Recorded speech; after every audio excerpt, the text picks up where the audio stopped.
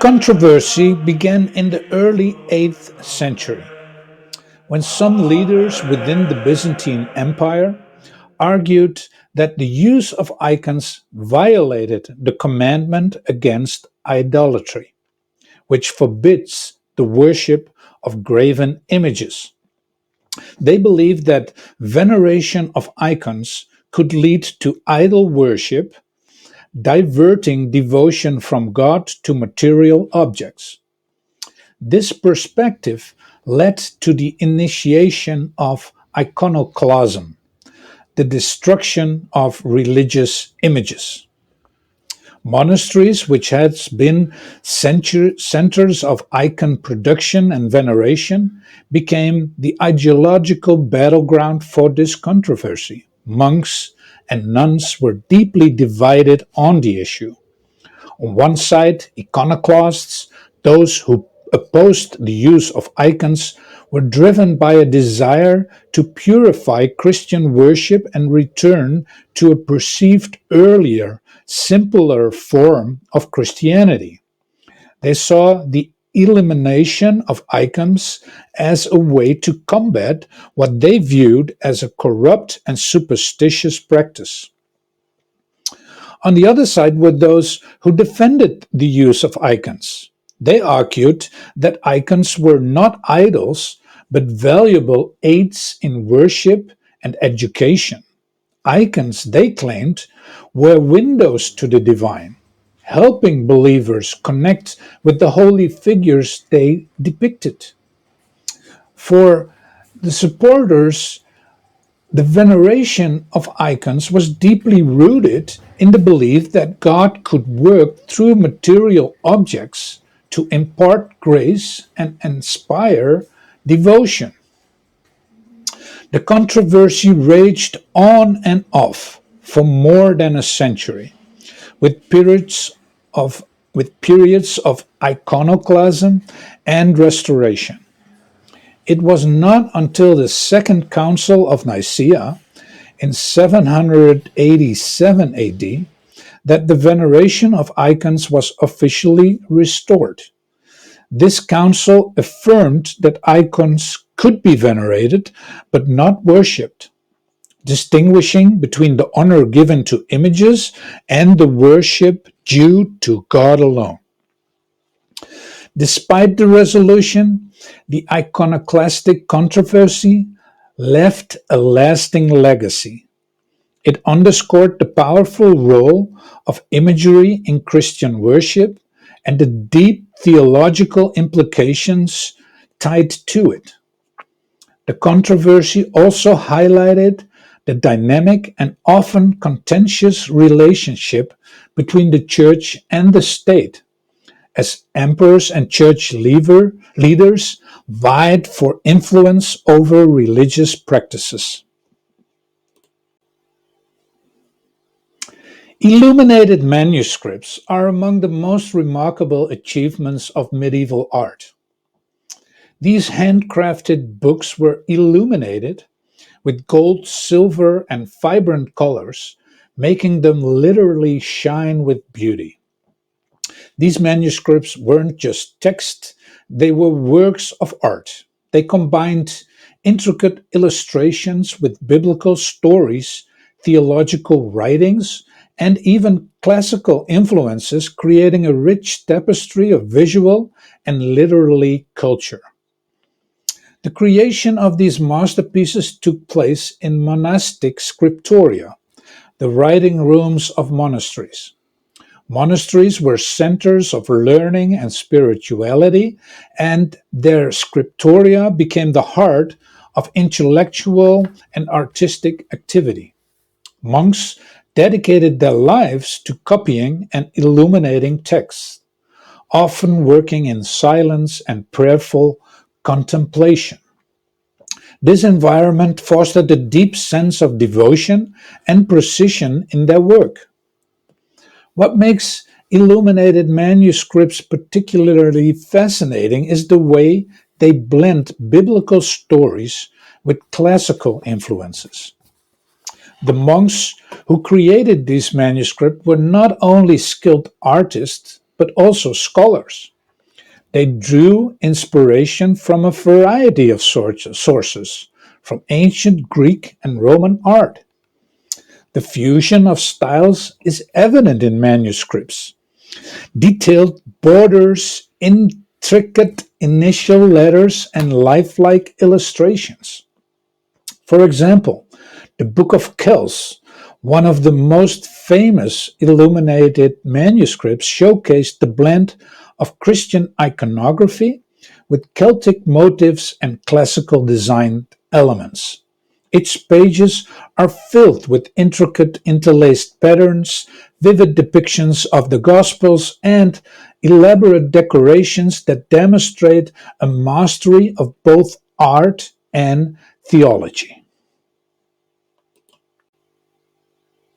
Charlemagne, also known as Charles the Great, ruled during a time of significant transformation in Europe.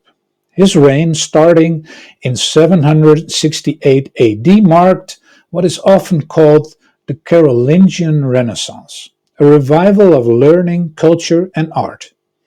One of Charlemagne's key aims was to revive the glory of the Roman Empire, which he saw as a good model of civilization and governance. Under Charlemagne's leadership, there was a deliberate effort to blend ancient Roman styles with Christian themes. This integration can be vividly seen in illuminated manuscripts, frescoes, and architectural designs of the period. Frescoes from this period also reflect the revival of Roman ideals. Churches and chapels were decorated with vibrant frescoes that depicted biblical scenes alongside classical architectural elements. For instance, the use of Roman arches and columns in these frescoes created a visual link between the ancient Roman world and the new Christian order. Charlemagne's architectural projects further cemented this blend of styles. The Palatine Chapel in Aachen, his capital, is a prime example. The chapel's design was inspired by Roman and Byzantine architecture, featuring a central octagonal dome and classical columns. This building was not only a place of worship, but also a symbol of the renewed Roman Christian empire that Charlemagne sought to create. By integrating Roman artistic elements into Christian contexts, Charlemagne's reign helped to strengthen the link between Christianity and Roman imperial identity. This fusion underscored the continuity between the ancient Roman Empire and Charlemagne's rule, presenting his empire as the rightful successor to Rome. It also reinforced the idea that Christian kingship was divinely ordained, with the emperor as both a political and spiritual leader.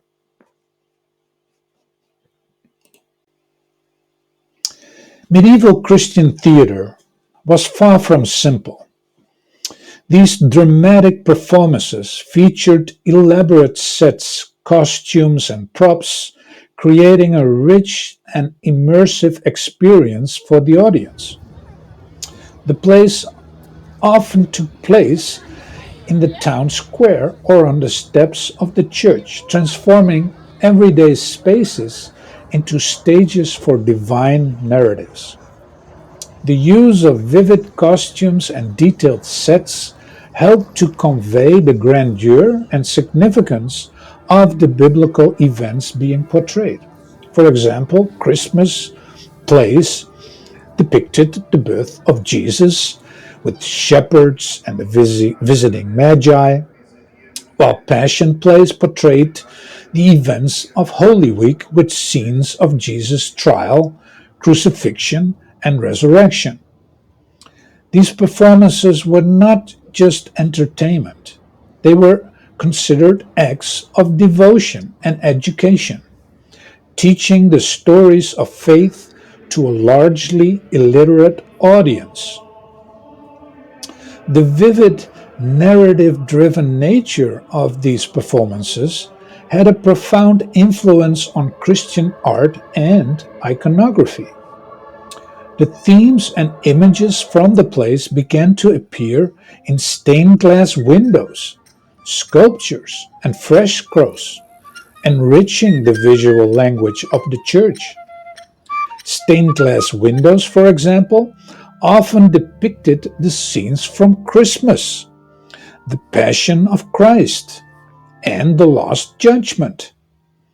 These windows served a dual purpose. They were beautiful additions to the church architecture and educational tools that illustrated key biblical stories.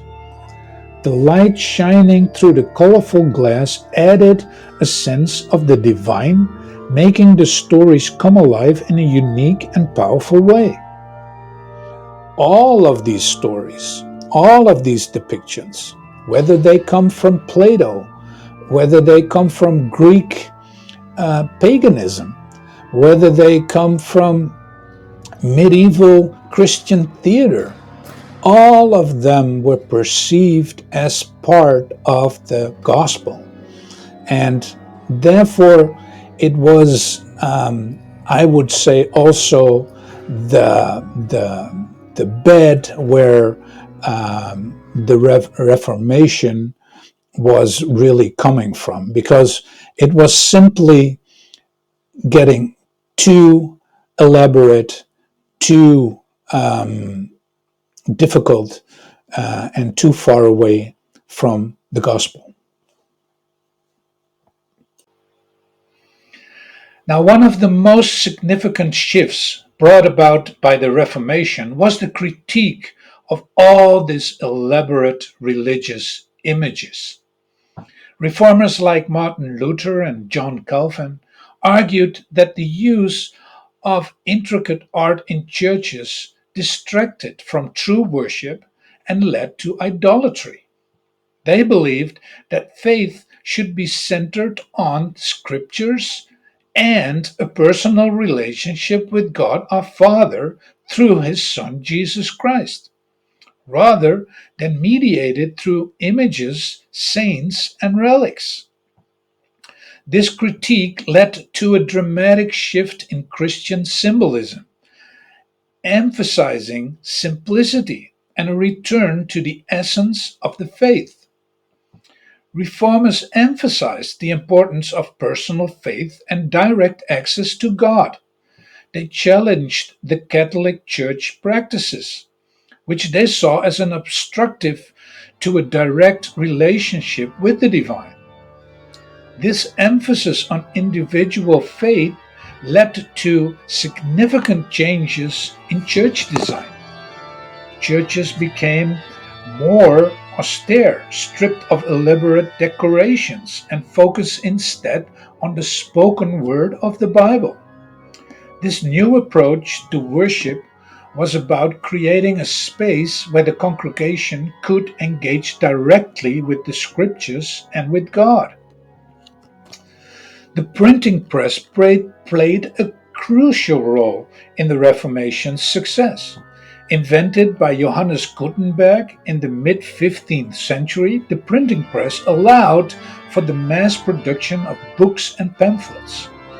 Reformers seized this technology to spread their ideas widely and quickly.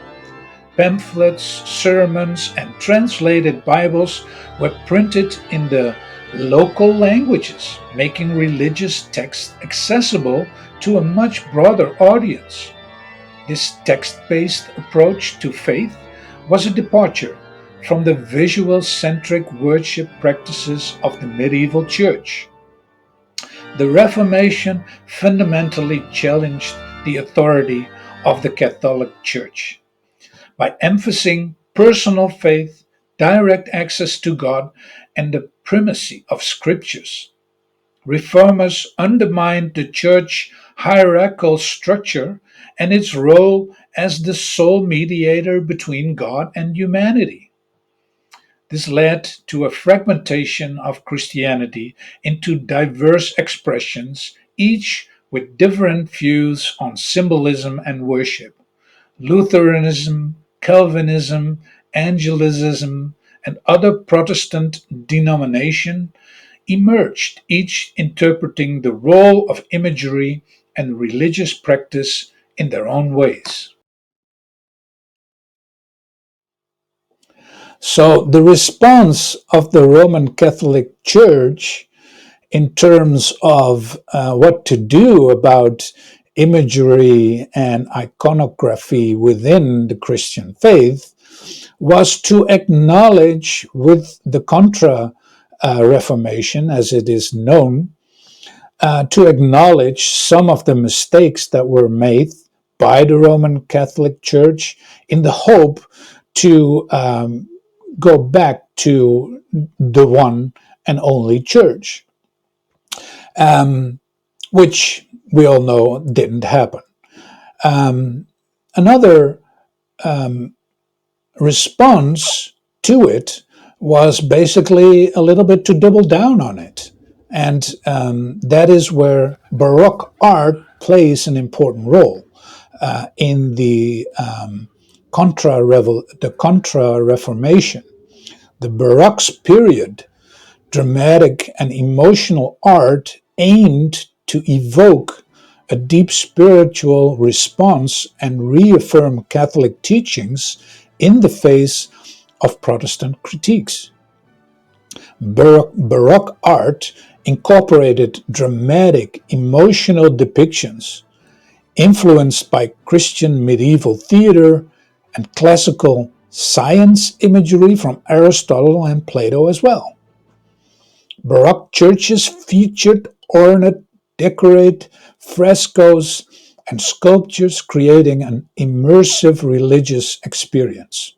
The Catholic Church used Baroque art to reinforce its authority and attract believers, particularly during this Counter-Reformation.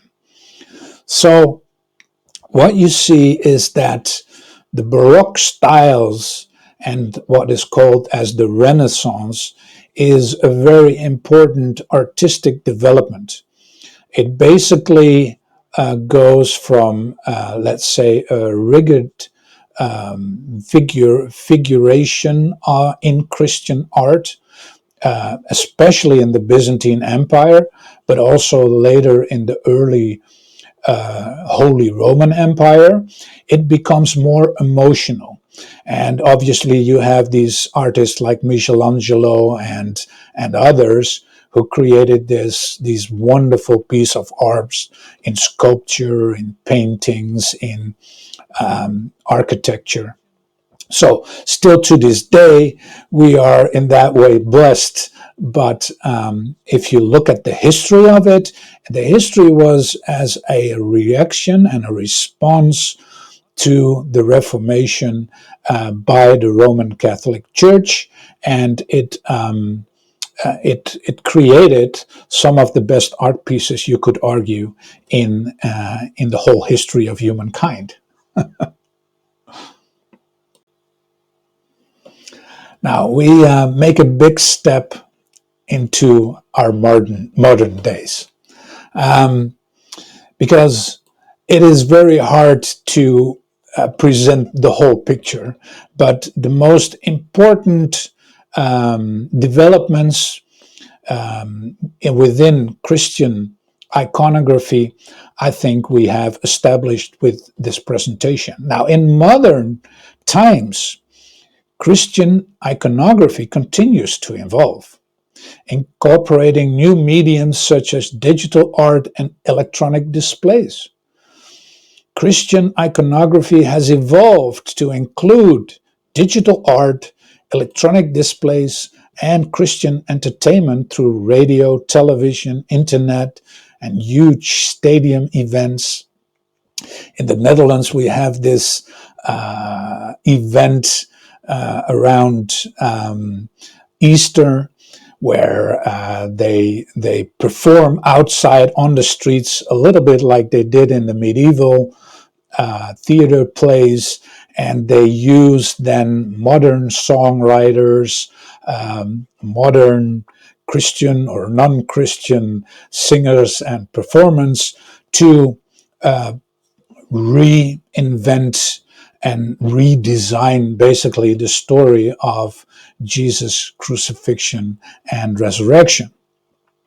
And also, this presentation, for instance, on a YouTube channel is also part of the new way of presenting Christianity or discussing or teaching Christianity or reflecting on Christianity. The rise of virtual worship spaces incorporates digital art, creating new ways for believers also to engage with their faith.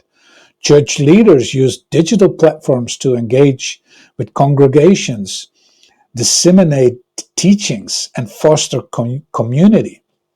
So we're in this totally new period of time where there is an abundance of possibilities for Christian iconography. And I hope that with this presentation, I went back and explained a little bit more about the origin so that we can understand it from our own perspectives in our own times. So thank you for watching, and I hope I'll see you with the next presentation. If you have any questions or comments, please leave them below.